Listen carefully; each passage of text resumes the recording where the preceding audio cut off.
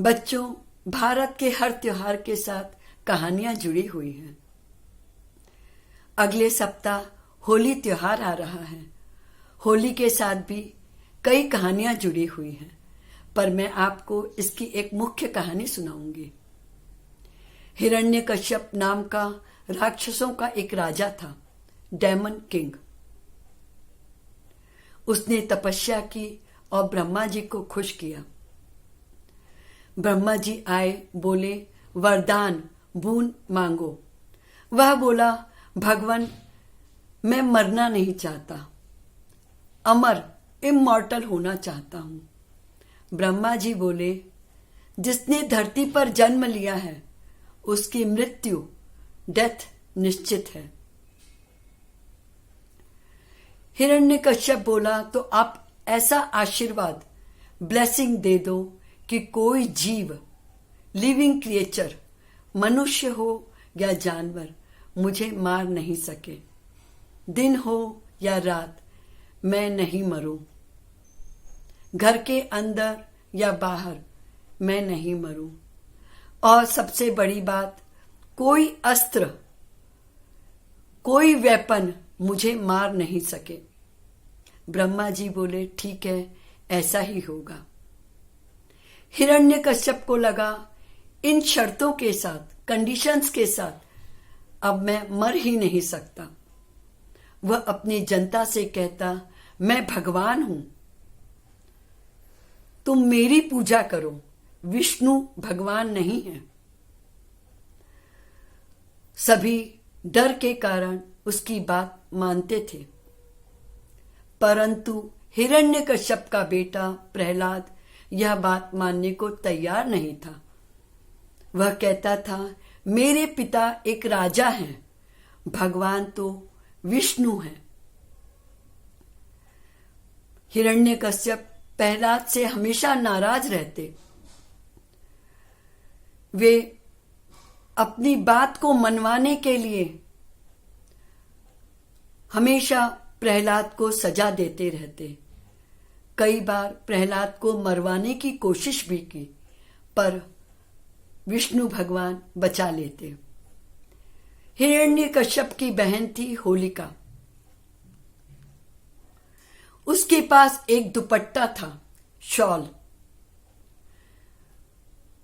उसको ओढ़ने से यदि वह अग्नि पे बैठ जाए तो जल नहीं सकती थी।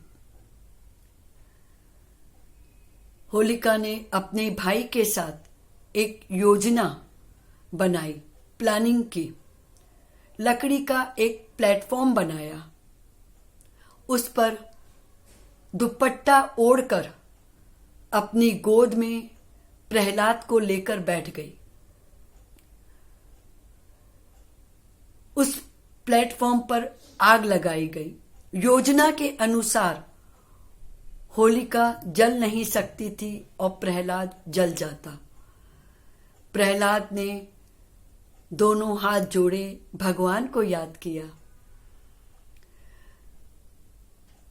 हवा का तेज झोंका आया और होलिका के सिर के ऊपर से दुपट्टा उड़कर प्रहलाद कर सिर पर आ गया। बच्चों, बुराई रूपी होलिका जल गई और अच्छाई रूपी प्रहलाद बच गए। होली त्योहार हम 2 दिन मनाते हैं। पहला दिन होलिका दहन के नाम से। इस दिन पवित्र अग्नि जलाई जाती है, उसकी पूजा होती है और इसमें हम अपने अहंकार, ईगो, अपनी बुराई और गलत विचारों को जला देते हैं। दूसरा दिन हम नाचते हैं, गाते हैं, स्वादिष्ट पकवान खाते हैं और एक दूसरे को रंग लगाते हैं। बच्चों, यह मस्ती का त्योहार है।